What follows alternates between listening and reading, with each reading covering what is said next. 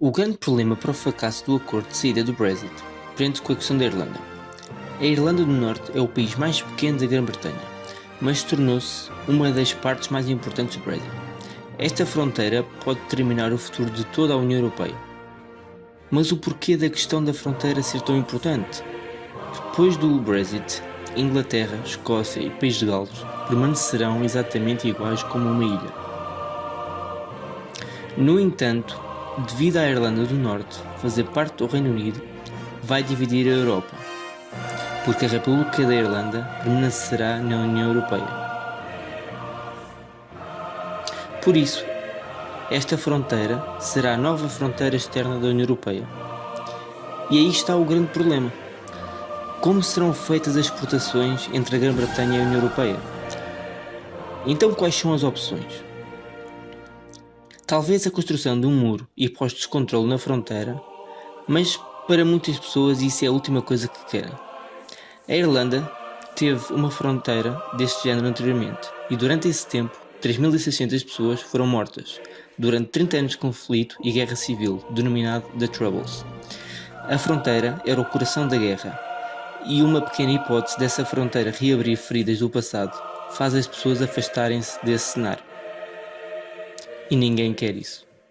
Iremos recuar 100 anos. Esta era a ilha da Irlanda. Costumava fazer parte do Reino Unido até uma guerra sangrenta que levou à independência. Em 1919, as forças irlandesas e as forças britânicas estavam em guerra e no final do conflito a Irlanda foi separada em dois. A parte do sul tornou-se um país autónomo e independente, mas a Irlanda do Norte continuou no Reino Unido. Contudo, esse não foi o fim do argumento. Nacionalistas e republicanos queriam uma ilha unida, enquanto os unionistas votaram para que a ilha voltasse a ser britânica. Entre a década de 60 e de 80, a violência acentuou-se entre as forças militares dos republicanos e unionistas. Finalmente, em 1998, foi acordado o Tratado de Paz, chamado Sexta-feira Santa, e uma redução drástica da violência.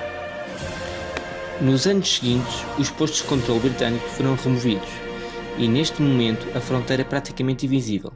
Se prestarem atenção, veem que os sinais de estrada passaram de milhas para quilómetros.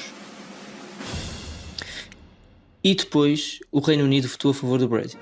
Theresa May fez claro que qualquer acordo do Brexit significaria um mercado único, COE, e as uniões com outros países. Isso significa que a fronteira será o ponto fulcral entre a União Europeia e o Reino Unido. Isso é mesmo o ponto da questão. Nas negociações, a União Europeia passou claro que queria pontos de controle para taxarem e avaliar os produtos provenientes de fora, através de um rigoroso controle. Os norte-irlandeses dizem que a fronteira será alvo de nacionalistas e republicanos que carregam símbolos da Grã-Bretanha.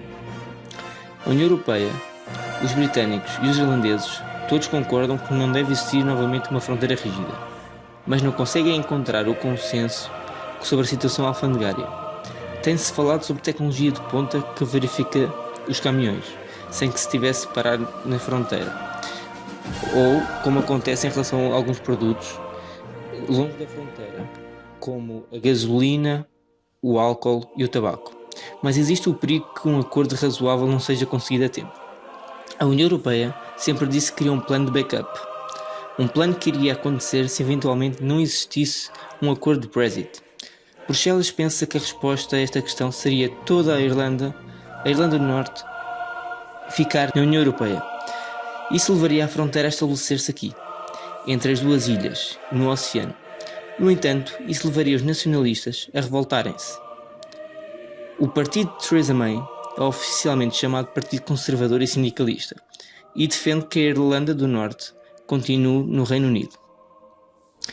Theresa May tentou diversos acordos dos países da União Europeia e agora, após a sua demissão, Boris Johnson tenta encontrar soluções que satisfaçam Bruxelas e os países dentro do Reino Unido, porque os 3 últimos anos da negociação mostraram que não será fácil.